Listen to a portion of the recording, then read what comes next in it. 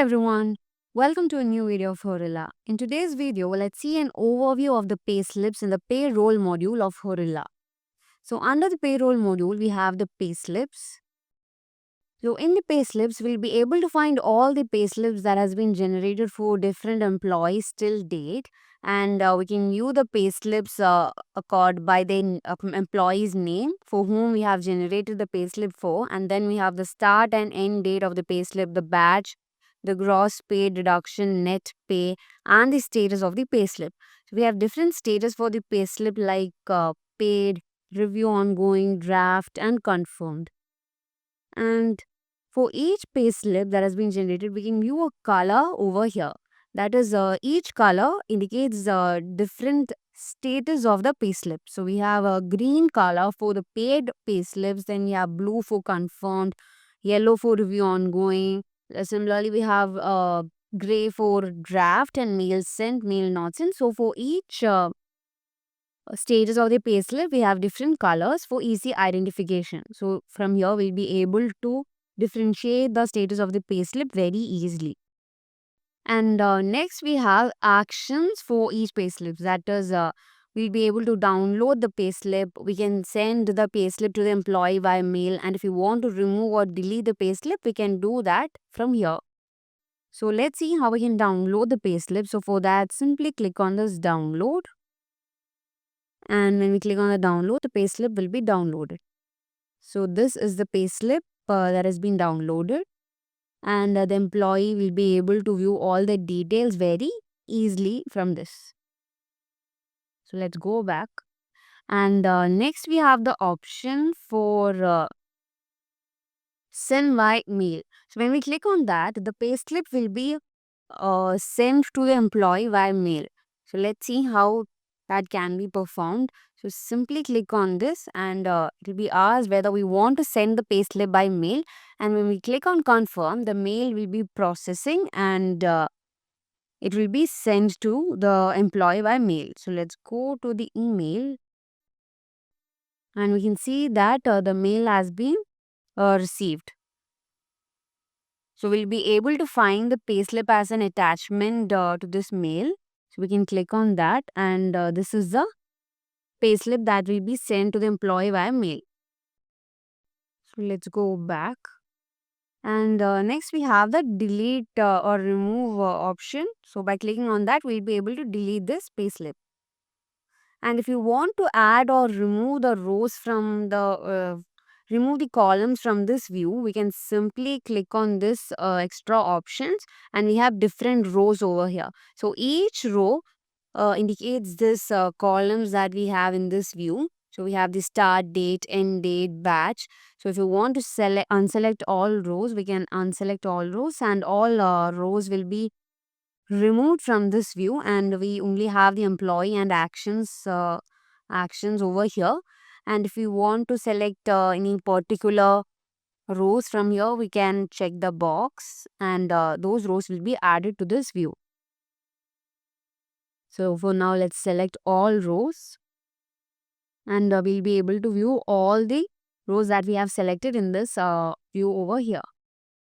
So we also have a select all payslips button over here. When we click on that, all the payslips will be selected and we can perform actions like export payslips and all from here. So let's unselect. And next we have the search field from where if you want to search for any particular payslip for an employee, we can give the employee name over here and that employee's payslip will be shown. So we can make use of this search field for that. And then we have the filter. That is, if you want to filter out any particular payslip based on the employee name or the start date or end date, status, batch or mail sent, we can do that from here. And we also have some advanced option with which we can filter out the payslips like the start date from start date till end date from etc. So we can make use of this and filter out the payslips very easily. So for now, let's filter out the payslips with the status draft and let's click on filter. So we can see that all the payslips with that are in the draft state will be filtered out and we can see the filter over here And we also have the color, that is the draft status for the payslips. We can remove the filter by simply clicking on this remove. And next we have the group by, that is if you want to group the payslips by employee, payslip batch, start date, end date and all, we'll be able to do that. So let's filter out the payslip by payslip batch. So we have different batches of payslips over here, and like this we'll be able to group the payslips by batches. We can also group payslips by employees and all. So let's see that. So let's click on group by and select employee. So here we have a group by the payslips based on the employees. So for each employee, we'll be able to view the payslips generated for that employee. And next we have the actions button. So under the actions, we have several other options like generate, payslip report, send by mail, bulk status update, export and delete. So if you want to generate bulk payslips, we can make use of this generate option. So when we click on that, we'll be able to create the bulk payslips. So we can set a batch name. That is, if we are setting the batch name as let's say October, and we can select multiple employees over here. So we'll be able to generate the payslips for all those employees, or else we can make use of this filter option. That is, if you want to filter out any employees based on their employee details, work information and all, we'll be able to do that. So let's filter out the employees based on the HR department and filter. So all the employees in the HR department will be filtered out, and we can select all and add them to the employee field. So all the employees has been added, and now when we generate the uh, payslips will be generated for all those employees. So let's set the date over here as 1st, 10th and 31st October and generate payslip. So we can see that 4 payslip has been generated, and it will be in the draft state. So like that, we'll be able to find the payslip over here. So these are the payslips that has been generated, and the remaining payslips that has been generated will be in the next page. So like this, we'll be able to generate payslips in bulk with this generate option. Then we have the payslip report. That is, if you want to download the report, payslip report, we can do that from here. That is, either if you want to generate the payslip for any particular employee, we can set the employee name over here and download the report. Or else, if you want to download it for a particular time range, we can set the start and end date. And we also have the status, batch and all. And we also have some advanced options with which we'll be able to download the report, like the start date, from start date till end date till gross pay greater or equal, like that. So for now, I'm clicking on download report,